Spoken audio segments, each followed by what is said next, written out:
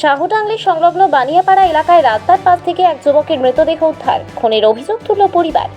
ঘটনাকে কেন্দ্র করে এলাকায় উত্তেজনা সৃষ্টি হয়। বুধবার সকালে ফুলবাড়ি গজলডোবা ক্যানিং রাস্তায় শাহটাঙ্গি এলাকার রেলের উড়ালপুরের কাছ থেকে যুবকের দেহ উদ্ধার হয়।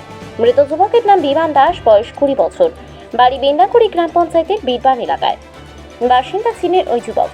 এদিন ঘটনার পরই স্থানীয় বাসিন্দারা বেশ কিছুক্ষণ পথ অবরোধ করেন। অবশেষে পুলিশ ঘটনাস্থলে আসলে পথ অবরোধ তুলে নেন পুলিশের আশ্বাসে। স্থানীয় পরিবার সূত্রে জানা গিয়েছে, বিন্নাগুড়ি এলাকার বাসিন্দা এই যুবক।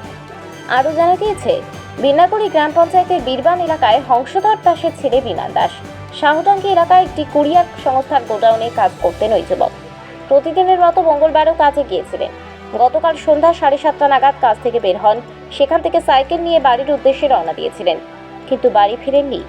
পরিবারের সদস্যরা বিভিন্ন জায়গায় খোঁজাখুঁজি করেও রাতে তার খোঁজ পাননি। এরপর আজ সকালে বাড়ি থেকে কিছুটা দূরে ফুলবাড়ি গজলডোবা ক্যানিং রাস্তায় শাহটাঙ্গি এলাকায় রেলের উড়ালপুরের কাছ থেকে তার দেহ উদ্ধার হয়। যুবককে খুন করা হয়েছে বলে অভিযোগ পরিবার ও এলাকাবাসীর।